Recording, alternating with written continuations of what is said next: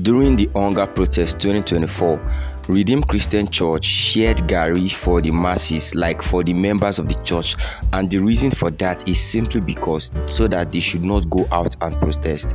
Now, the Redeemed Christian Church is a multi-billion church, you understand, that can feed almost half of Nigeria, but what they decide to share is garri so that the people will not go out to protest for their rights. Anyway guys, hear what this member has to say and you get a fuller update.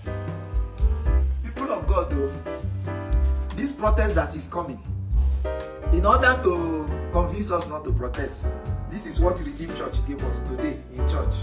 Garri. Redeemed is sharing garri so that people will not protest. Garri might not even let them say, okay, maybe we share rice. They say no. And they know the simple fact they are not sharing rice is because they know if they share rice, tomato is expensive because you cannot cook only rice now. You have to buy tomato, buy other things. And then gas cooker or you go use firewood. So Redeemed decided to share garri. No, so we should not protest because we share garri today. We will be soaking garri with water, no groundnut, no sugar. What I'm even asking in the church, who are in that church committee that suggested this garri and they agreed to share garri to their members? Did they give the pastors this garri? Did every pastor go home with this garri to mass? So, did they give everybody, both the gas at the top? Did they give them this garri? This is what you are giving us for the hunger. Redeemed Church is not, forget I'm mentioning Redeemed, I'm using Redeemed because they are one of the biggest churches in Nigeria. Many churches in Nigeria are like that. They have lost direction. How can Redeemed be sharing garri as palliative?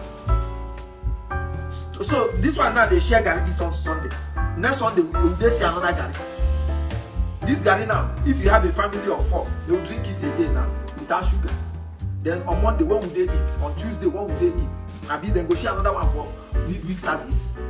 So Sunday now, they will share another one. Nah. And if you go, you see, if you see, what in the best if you see, as for example, check this church now, 10th. Fine church with AC.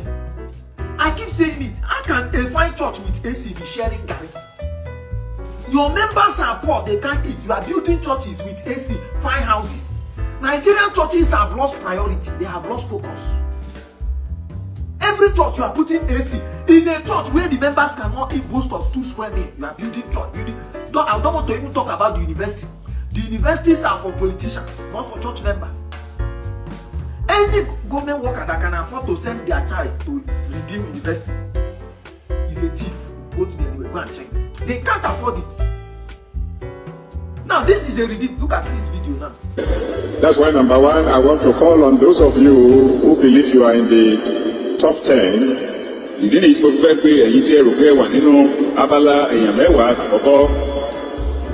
by the grace of God can give 1 billion naira.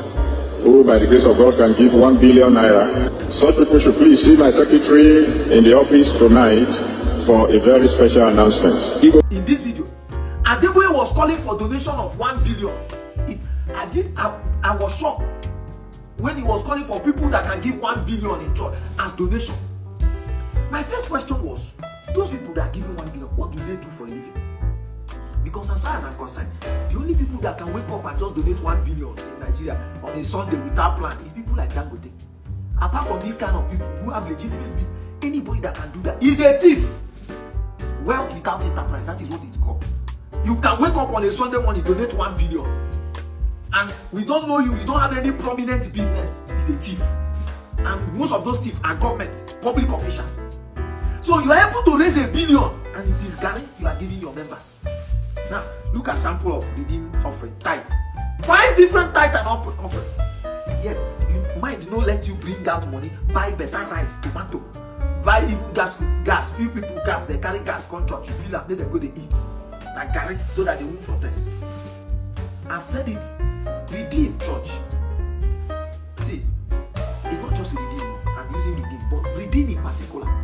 Redeemed is making it difficult for people to believe that it is a church. The death of a lot of people during election.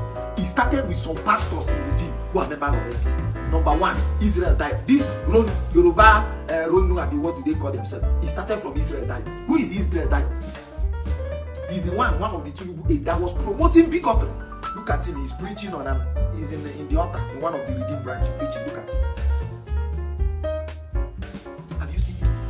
Some of you naive now will finish and come and say the message was powerful. Which powerful? You are on the altar preaching. Your president's wife, Remi Tinubu, is a pastor in Redeem. He's one of the bigotry, promoters of bigotry. This guy, look at this guy here. He says he's a deacon.